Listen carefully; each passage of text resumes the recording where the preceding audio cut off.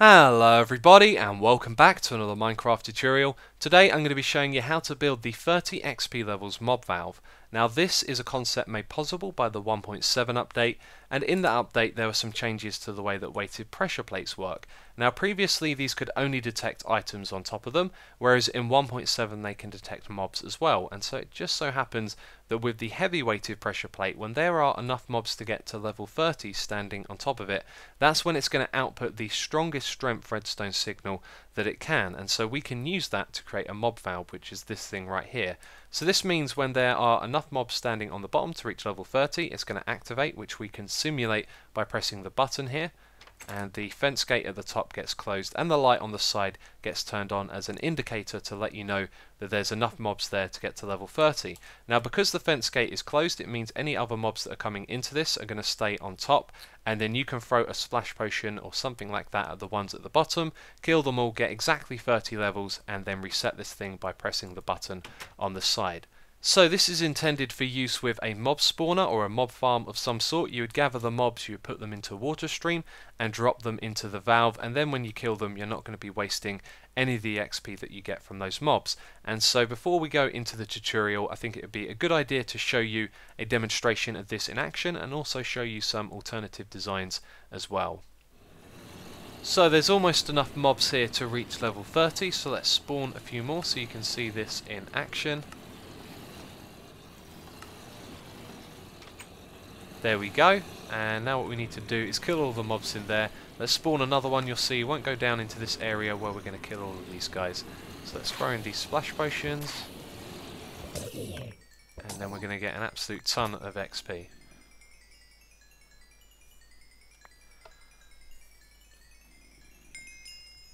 And there you go, exactly level 30, and now we can reset this thing and let the mob from above down into this area here.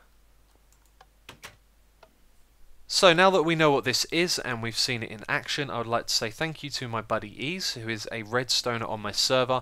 I came to him with this concept and he helped me with the redstone to get it nice and compact and survival friendly, and between the two of us we came up with 3 designs, as you can see right here. So let's have a look at the alternatives.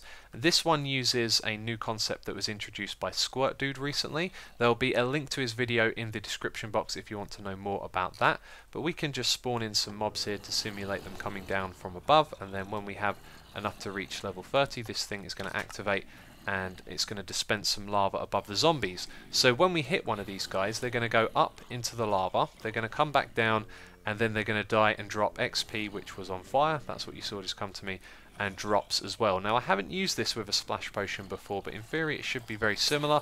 They're all going to go up and then they're all going to fall down and die, and you're going to get all of their XP and drops like that. So I wouldn't recommend using this one, but it is a decent design right there. I would stick with using this and just the regular splash potions. And then we have another alternative design over here. Now what this one does is it dispenses the lava for a short amount of time. So any zombies that are inside of here are going to get set on fire. So when there's enough to reach level 30, it activates. The piston stops any more from coming down into here, and then those guys have been set on fire. You can kill them by hitting them or throwing splash potions at them, and then you can grab all of their XP. So I don't normally do this, but I am now 4 hours into recording this tutorial, and I just wanted to let it off my chest. Now when I make these tutorials I try and make the introductions as clear and precise as possible so you guys know exactly what's going on, and hopefully I have achieved that, but it has been a really bad day for me today. Sometimes me and words just don't get along. So we're going to start the tutorial now. I just wanted to get that off my chest. We're going to be building the one in the middle. If you'd like to use the alternatives, then there will be a download available in the description box, but to build this one in the middle you are going to need these resources. Now we have 2 droppers, a block of redstone, a redstone lamp, 2 buttons, 4 pieces of redstone, a redstone torch, 2 comparators, a weighted pressure plate, which is the heavy variety, a fence gate, 17 building blocks, 2 quartz slabs, and 2 blocks of glass. So we're going to be doing this tutorial layer by layer to make things nice and simple, and this block right here that I've highlighted is where the mobs are going to be dropped into. So if you have your mob farm or mob spawner ready, somewhere up there is where you want them to bring the mobs to so they can drop down into the valve. Now we're going to start off by placing blocks like this. We're going to put a button on this one at the front, And then over here we're going to remove this block in the ground, put a redstone block there and a piece of redstone on top of it, and then put a comparator to the side facing into that block, and then next to that block we're going to put a dropper facing upwards. So for the second layer we're going to place 3 blocks across the front like this, put a half slab here, then remove the one in the middle and replace it with a weighted pressure plate. Then we will go around the back and put 2 blocks here, a piece of redstone here. On the side of that we are going to place a block, and then over here we need to put a dropper facing downwards, so we need to put a block above. We need to go down low as well so we can face upwards and place that dropper so it faces into the one down below. We can actually leave that block there because it's going to be there on the next layer, and last of all we're going to put a redstone comparator here.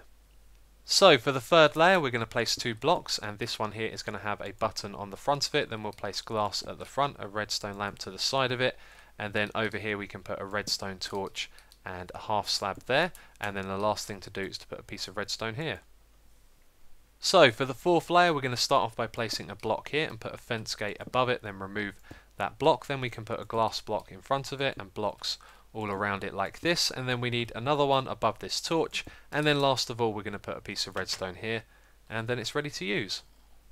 So that is it for this tutorial video. I hope you have enjoyed it. As I mentioned, it took me a long time to make. There is a download link in the description box which will include a schematic for these 3 designs right here, so you can use the alternatives if you want to. And if you want to watch some more of my videos, there are links on the screen and in the description box. But that is it for this tutorial, so as always, thank you very much for watching, and I will catch you next time.